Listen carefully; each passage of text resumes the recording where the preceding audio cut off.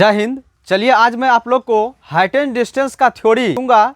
ये height and distance से जो है 10th क्लास में प्रत्येक वर्ष जो है 5 नंबर का क्वेश्चन पूछा जाता है। तो इस चैप्टर का थ्योरी को आप लोग को समझना बहुत ही जरूरी है। ऊंचाई एवं दूरी, कोई भी चीज़ का हाइट और डिस्टेंस मतलब दूरी, ये चीज़ आपको निकालने के लिए रहेगा कोई भी फिगर का, जैसे कि ट्रायंगल में दे देगा। ये एप्लीकेशन हो गया, आपको ट्रिगोनोमेट्री का इसमें जो है एप्लीकेशन करेंगे। जैसे आप समकोण त्रिभुज में त्रिकोणमितीय अनुपात निकालने के लिए सीखे हैं, इसमें जो है अब जो है वही चीज़ लैंग्वेज दिया हुआ रहेगा, उसको पढ़ करके आपको राइट एंगल ट्रायंगल बनाना होगा।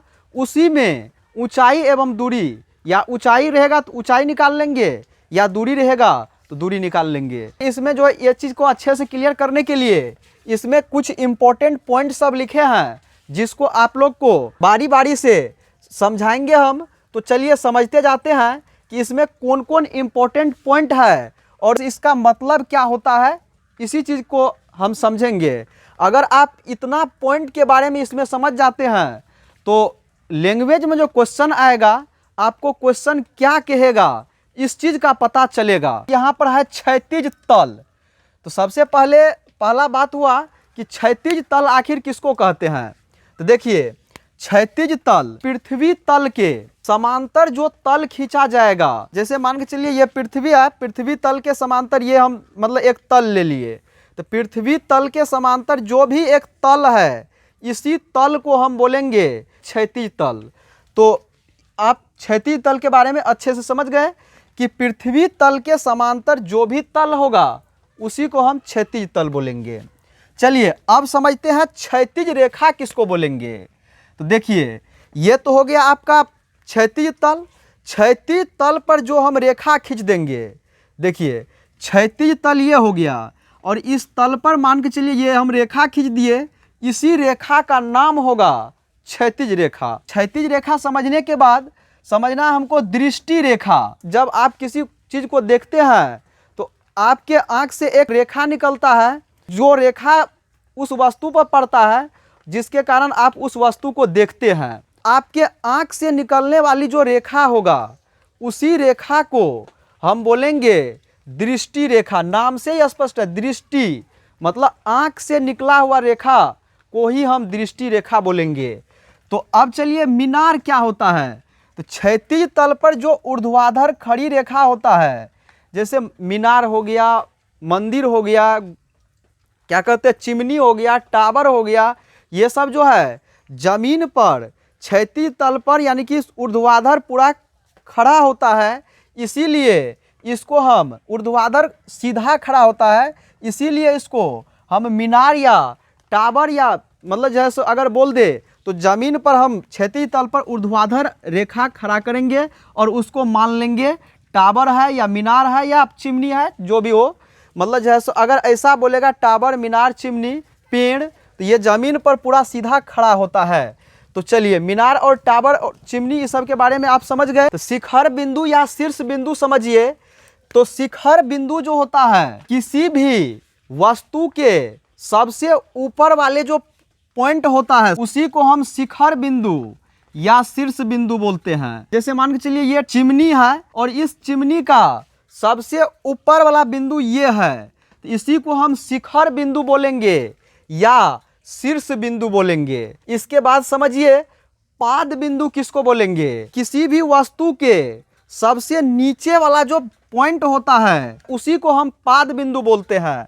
तो ध्यान दीजिए, इसी को हम ये जो पॉइंट है ये पॉइंट, इसी को हम पाद बिंदु बोलेंगे। अब देखिए उन्नयन कोण क्या होता है। उन्नयन कोण के बारे में समझिए। जब कोई व्यक्ति किसी वस्तु को नीचे से ऊपर की ओर देखता है तो उसके आँख से निकलने वाली दृष्टि रेखा और क्षैतिज रेखा के बीच में जो कोण बनता है उसी को हम उन्नयन कोण कहते हैं। क्या हम बोले, जब कोई व्यक्ति नीचे से ऊपर की ओर देखता है तो उसके आँख से निकलने वाली दृष्टि रेखा और क्षैतिज रेखा के बीच में जो कोण बनता है उसी को हम उन्नयन कोण कहते हैं। जैसे मान के चलिए यहाँ पर व्यक्ति का आँख है, चिमनी को देख रहा है, इसके शीर्ष को, तो आँख से निकलने वाली दृष्टि रेखा ये हो गया, ये आपका हो गया दृष्टि रेखा और क्षैतिज रेखा ये हो गया। तो दृष्टि रेखा और क्षैतिज रेखा के बीच में जो ये एंगल बना, इसी एंगल को हम बोलेंगे उन्नयन कोण। उन्नयन कोण के बारे में हम उम्मीद करेंगे समझ गए होंगे। अब समझिए अवनमन कोण।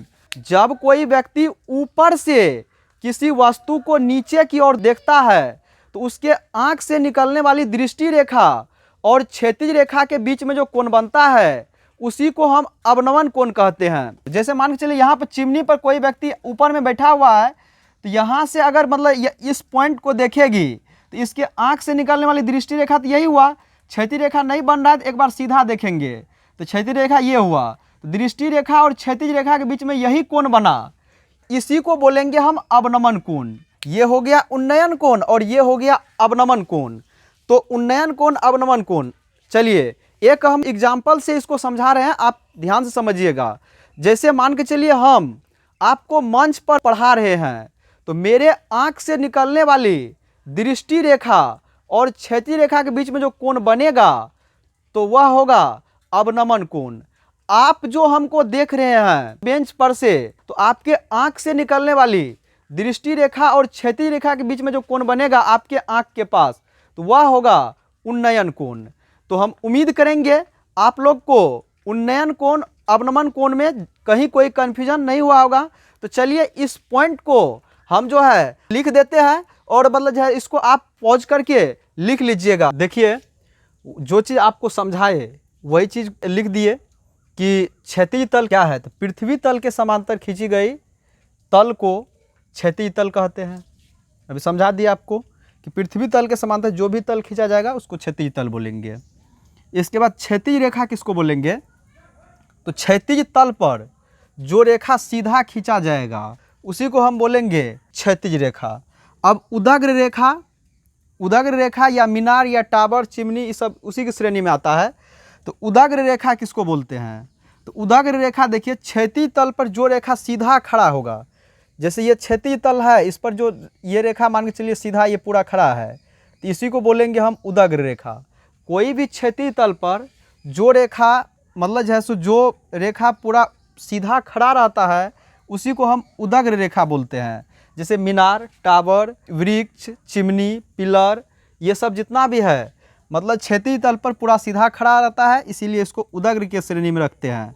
अब देखिए दृष्टि रेखा, आँख से निकलने वाली रेखा को दृष्टि रेखा कहते हैं। इसके बाद समझिए शिखर बिंदु या शीर्ष बिंदु। शिखर बिंदु किसको बोलेंगे, किसी वस्तु के सबसे ऊपर वाले बिंदु को शिखर बिंदु कहते हैं। चिमनी के सबसे ऊपर वाला पॉइंट मान के चलिए ये है, तो इसी को हम बोलेंगे शिखर बिंदु। अब पाद बिंदु किसको बोलते हैं, किसी वस्तु के सबसे नीचे वाले बिंदु को पाद बिंदु कहते हैं। जैसे मान के चलिए चिमनी का सबसे नीचे पॉइंट ये है जहाँ पर ईंटा पकाया जाता है, वहाँ पर सबसे नीचे वाला पॉइंट यही है, तो सबसे नीचे वाला पॉइंट जो है उसी को बोलेंगे हम पाद बिंदु। इसको बोलेंगे पाद बिंदु। इसके बाद समझिए उन्नयन कोण किसको बोलेंगे, जब कोई व्यक्ति नीचे से किसी वस्तु को देखता है, जैसे कि मान के चलिए यहाँ पर नीचे है, नीचे से इस चिमनी को देख रहे हैं, तो मेरे आँख से निकलने वाली दृष्टि रेखा और क्षैतिज रेखा के बीच में जो एंगल बनेगा ये एंगल, इसी एंगल को हम बोलेंगे उन्नयन कोण। अब समझिए अवनमन कोण क्या होता है, जब कोई व्यक्ति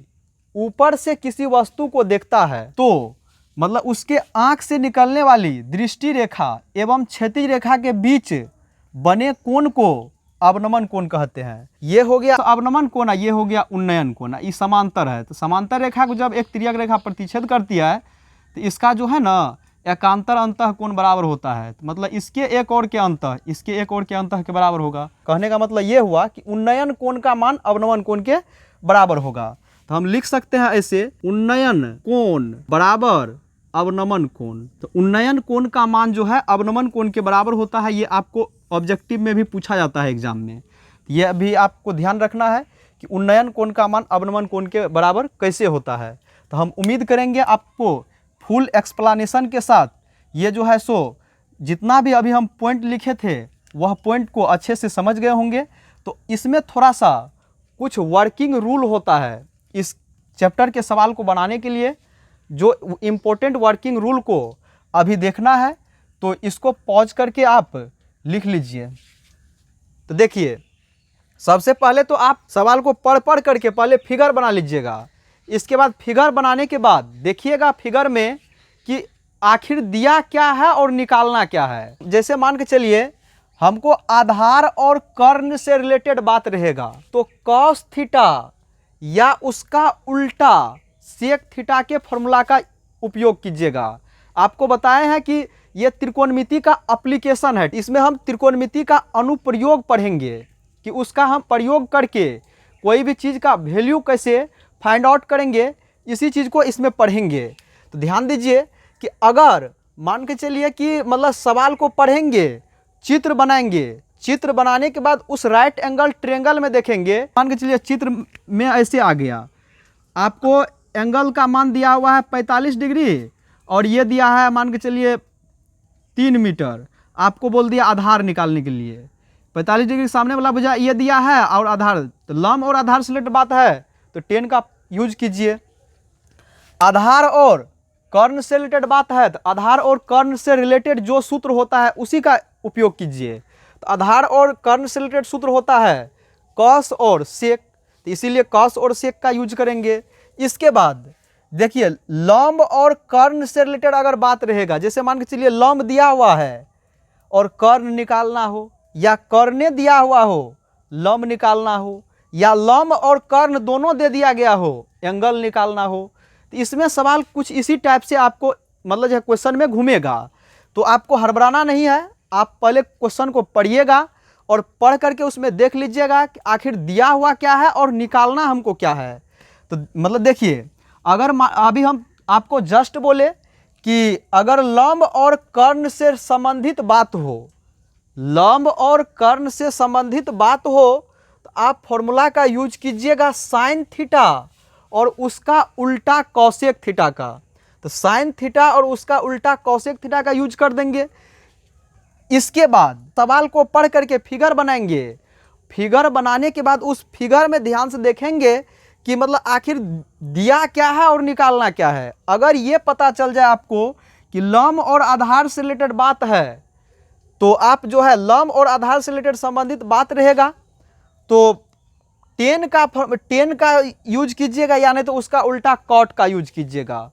तो ये 3 ही वे में आपको इसमें तीनों में से कोई एक फॉर्मूला का आप यूज कर दीजिएगा तो सवाल बनेगा। लेकिन ये देखिएगा कि आखिर दिया क्या है और मतलब निकालना क्या है और किस पर आधारित बात है। मतलब जो है सो अगर लंब आधार से रिलेटेड बात रहेगा तो 10 का यूज कीजिएगा, आधार कर्ण से रिलेटेड बात है तो सेक का यूज कीजिएगा, और उसका उल्टा भी कर सकते हैं। इसके बाद जो है सो लंब और कर्ण से रिलेटेड बात रहेगा तो साइन का यूज कीजिएगा। तो देख लीजिएगा कि सवाल में आखिर मतलब जो है सो किससे किससे मतलब रिलेटेड बात है, जिससे जिससे रिलेटेड बात होगा, जिन जिन से रिलेटेड बात होगा उसी पर आधारित फॉर्मूला को लिखिएगा लंब आधार कर्ण से रिलेटेड। तो ये सवाल को बनाने में आपको कहीं कोई परेशानी नहीं होगी। तो हम उम्मीद करेंगे आप लोगों को हाइट एंड डिस्टेंस का इंट्रोडक्शन बहुत ही ज़बरदस्त तरीका से कंप्लीट हो गया होगा। तो ये मतलब जो इंट्रोडक्शन यहीं पर आपका एंड होता है। तो मिलते हैं अब प्रॉब्लम के साथ नेक्स्ट वीडियो में, तब तक के लिए जय हिंद।